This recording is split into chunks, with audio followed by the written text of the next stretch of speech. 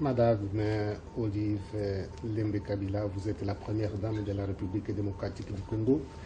Votre pays, la République démocratique du Congo, connaît une situation de guerre depuis plusieurs années et comme première dame, vous êtes bien sensible aux situations, surtout des femmes victimes de violences et aussi des enfants. Ce que nous voudrions comme Radio Vatican pour faire écho à ce que vous faites pour les populations victimes, c'est de nous dire un peu vos actions pour ces femmes victimes et surtout pour les enfants aussi. Merci beaucoup. D'abord, je me permets de vous saluer au nom de Jésus-Christ. Je ne sais pas si je suis la personne la mieux placée pour dire ce que je fais comme action ou comme apport à toutes les personnes qui souffrent des vices qui causent les multiples guerres que notre pays a connues. Le seul soutien, je pense, valable pour moi, c'est la prière. C'est la prière pour que notre pays connaisse enfin une paix durable. Parce que Jésus-Christ nous a dit que par la foi, nous pouvons soulever des montagnes. Et moi, j'ai la foi qu'il y aura une fin, toute proche d'ailleurs, de toutes ces misères que nous connaissons à cause de la guerre. Pour les soutiens, je peux dire, les soutiens matériels ou d'autres formes de soutien, il n'y a que ma population qui peut témoigner de ce que je fais pour les soutenir. Parce que de toutes les façons, je ne peux tout faire, mais je fais ce que je peux. Avec tout l'amour que je porte pour ce peuple, que j'aime de tout cœur. C'est ce que je fais. Bon, nul n'est parfait. Je ne suis pas parfaite. Personne n'est parfaite sur terre. Mais je crois que si j'arrive à faire tout ce que je fais, c'est parce que il y a une main derrière qui me soutient aussi, qui me pousse aussi, qui m'accorde cette chance de pouvoir exprimer cet amour au peuple congolais. Cette main-là s'appelle Joseph Kabila Kabange, notre président de la République. Vous êtes africain comme moi. Vous le savez aussi bien. Il y a certains des maris africains qui peuvent être possessifs. Mais le mien est vraiment compréhensif. À chaque fois qu'il s'agit de faire quelque chose envers le peuple, il m'encourage, il nous soutient, il nous donne toutes les possibilités de pouvoir faire le bien envers son peuple.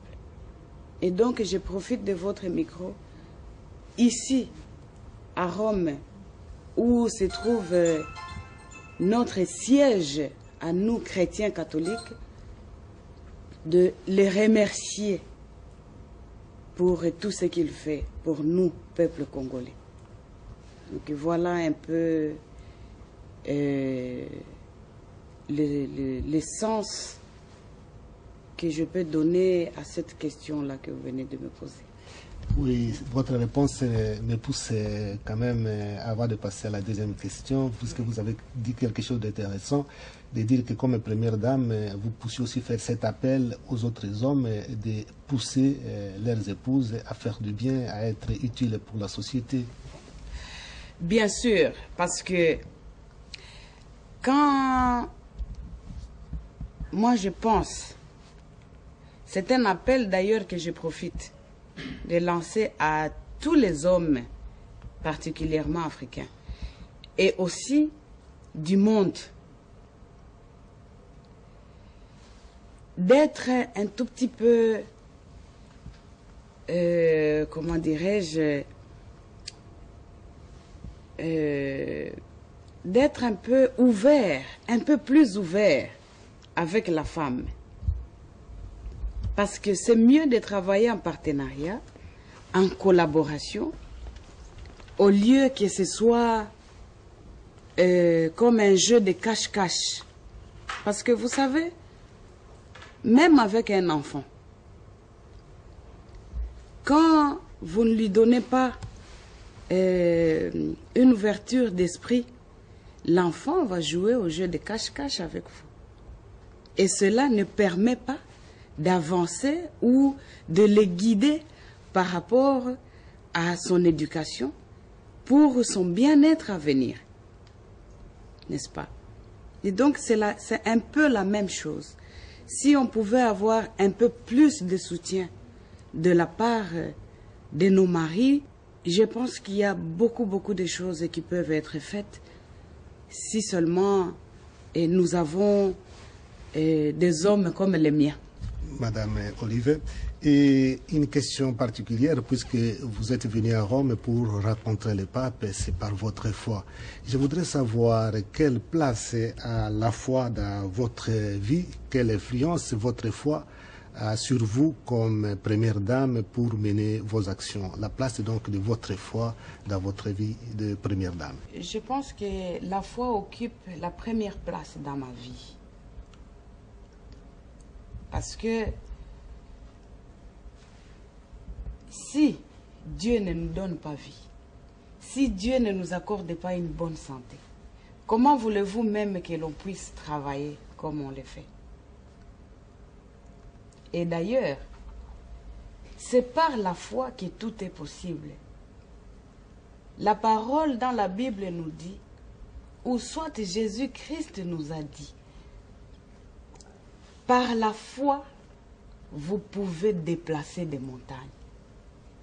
Et moi, je crois. Et en venant voir le pape, c'est par la foi aussi. Parce que Dieu a ses représentants sur terre, qui se trouvent être nos encadreurs spirituels. Même pour l'instruction. Si vous n'allez pas à l'école, si vous n'avez pas un maître, comment allez-vous apprendre les leçons? Comment allez-vous savoir? Parce que l'on dit savoir c'est pouvoir. Et pour pouvoir, il faut être informé. Mais si vous n'avez pas l'accès à ces savoirs-là, comment voulez-vous apprendre à devenir quelqu'un dans la société? C'est difficile. Et pour moi, dans le domaine de la foi, c'est le représentant de Jésus-Christ sur terre. C'est le guide pour moi qui ai la foi catholique, le guide pour moi pour m'emmener un jour à voir Jésus-Christ. Parce que je crois. Et ici sur terre, après tout, vanité de vanité, tout est vanité sans l'amour. Et pour avoir l'amour, le vrai, il faut avoir la foi en Jésus-Christ. Merci. En tout cas, vous m'édifiez, madame. La dernière question est de savoir, et avec ce que vous venez de dire, nous avons soulevé que vous êtes vraiment engagé pour défendre les causes des femmes qui sont victimes de guerre et les enfants aussi. Et vous avez parlé de la place de la foi dans votre vie de première dame et comme chrétienne. Et quel rêve avez-vous que vous vous dites un peu le soir quand vous priez, de dire voilà, moi je voudrais qu'un jour on parle de moi, de ceci, d'abord comme même chrétienne, on commence par là, et comme première dame avec déjà ce que vous faites, comme vous avez dit, vous ne voulez pas parler trop de ça de vous-même, il faut que les Congolais le disent, mais quels sont vos rêves de première dame chrétienne?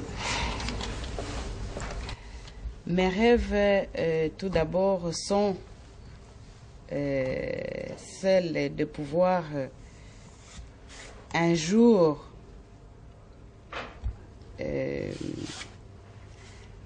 entendre le témoignage de la bouche du peuple congolais que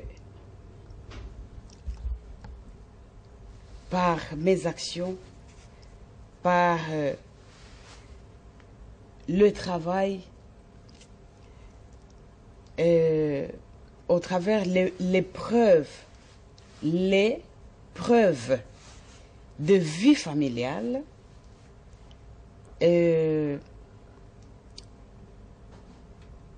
d'entendre que j'ai quand même fait quelque chose pour mon pays, quelque chose de positif. Parce que, mon cher abbé, tout commence par la famille. Je vais peut-être prendre un petit temps et m'expliquer. Si aujourd'hui je suis ce que je suis, si j'ai la foi chrétienne catholique, c'est parce que Dieu a mis en moi l'amour, l'héritage que nous a laissé Jésus-Christ, c'est l'amour. C'est parce que j'ai eu du soutien au travers de l'éducation que nous a donné notre mère. Et c'est de là où j'accorde beaucoup d'importance à la Vierge Marie, que moi je considère comme étant la mère des opprimés. Parce que, en portant Jésus-Christ, les descendants sur la croix, en le portant sur ses genoux, quelle peine est-ce qu'une femme peut avoir de porter son enfant mort, crucifié, sur ses genoux pour le préparer à le mettre dans la tombe? Je ne crois pas qu'une seule femme sur terre ait déjà senti cette peine en elle. C'est pourquoi, par la foi, j'essaye de faire le possible pour soutenir toutes les femmes victimes des atrocités, de viols, et même des femmes victimes de violences dans les ménages. Je crois que c'est un rêve que j'ai de pouvoir, au fait, rester le plus longtemps possible en souvenir dans la mémoire du peuple congolais en particulier et de quelques personnes du monde qui entendent parler de nos œuvres. Et d'ailleurs, pour perpétuer cela, selon la foi qui anime mon esprit, j'ai récemment pris le courage de projeter quelque chose d'énorme que certains penserait que peut-être c'est de la folie. Parce que j'ai décidé, en demandant de l'aide d'autres chrétiens, de pouvoir ériger dans le Nord Kivu une grande cathédrale qui peut contenir 4 à 5 000 personnes pour prier. Parce que après avoir subi des violences comme ce qui se passe pour le moment à l'est de la République démocratique du Congo, qu'est-ce qu'un chrétien peut vraiment vouloir que d'avoir de la consolation venant de Jésus-Christ? Et où est-ce qu'on la cherche, cette consolation? C'est dans la maison de Dieu. Et je sais qu'avec le soutien de tous les chrétiens, et même de tous les païens, parce qu'il y a des bienfaiteurs païens qui sont animés par l'Esprit de Dieu, nous aiderons à ce que nous puissions y arriver. Ce sont des souvenirs, tout simplement, que les Congolais me feront peut-être plaisir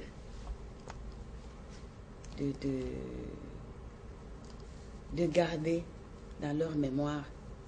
Ce sont là les rêves qui animent chaque fois mon esprit, chaque fois que j'ai l'occasion de me présenter devant Dieu pour lui présenter notre pays, nos dirigeants, nous tous en tant que ses enfants bien-aimés. Maman,